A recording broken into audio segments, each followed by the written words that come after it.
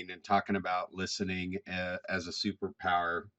And again, life just lines up things to happen so that we can share and learn and grow together and, you know, um, do it better next time, right? So, what really happened in the last week in our real estate office, we had a big agent.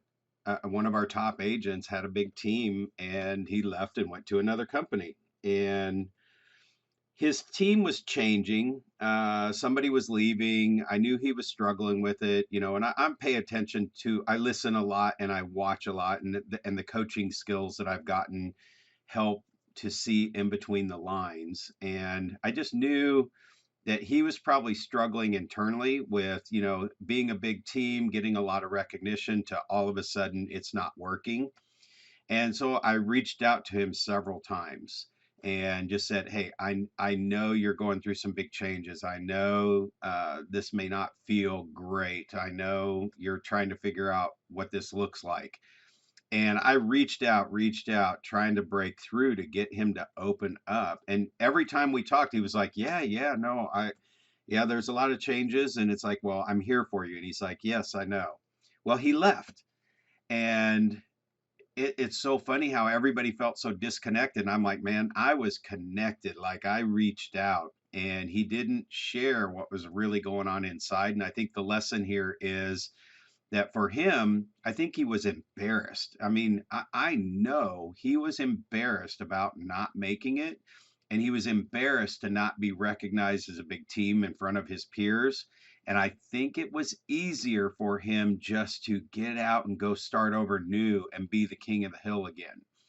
And so I say that because that was one thing that just recently came up. Another life lesson, I don't know, I think it was 12,462.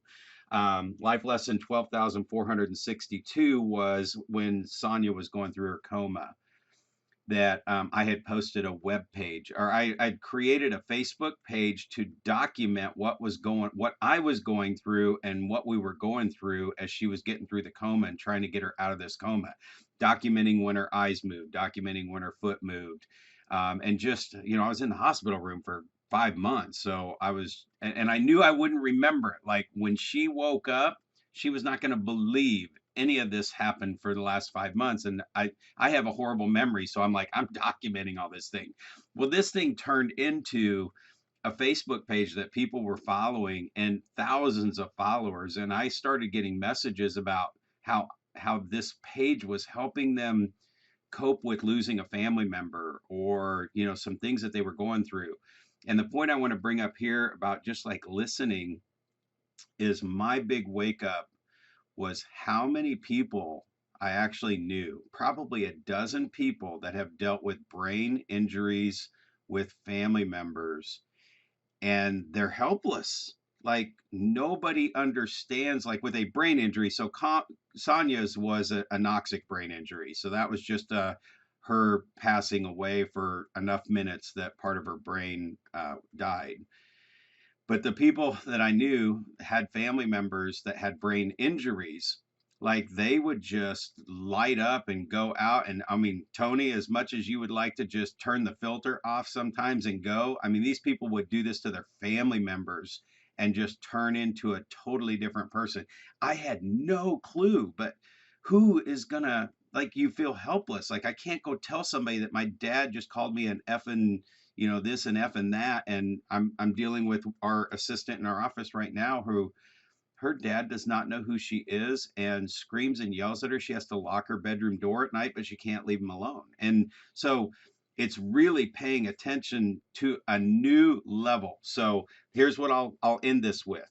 As simple as this is, it's human nature that when we're talking to people, just go into a general situation now where you just meet somebody new, right? You walk up, you're excited, you're talking to them, and it's like we're always thinking about the next thing to say. And like when you meet somebody new, you ask them what their name is. How many times within milliseconds you can't even remember their name because we were too busy thinking about the next thing to say? So I just kind of wanted to throw that out on the table, that there's that real obvious thing to pay attention to. When we say listening is a superpower, it is moving past that. And again, that is it's hard to get that skill, because I know when I'm talking to people, if I am on stage talking, and you know how a bunch of people, I was always that guy that ran up to the front of the stage. I'm meeting everybody on stage. I'm going to figure out how to stay in touch with them. And they have hundreds of people running up there, but you have to pay attention to this one person that you're talking to while there's 30 other people standing around, just like eyes bugging out of their head. And you have to pay attention and just listen, and then move to the next person. So listening is superpower, man. I'm telling you, it's a superpower that I would probably say it's kind of like Batman, man. It's not an inherent one. It's one that all the tools and all the skills that you practice every day, you got to work out on it every single day. So hopefully that helped somebody through this message today. Yeah, Coach Corn, thank you for sharing that and being so open about such a transformative time in your life and a challenging one. And I just wanted to bring up that I believe that our brains, have created us as awesome listeners, and that listening is a part of our survival structure.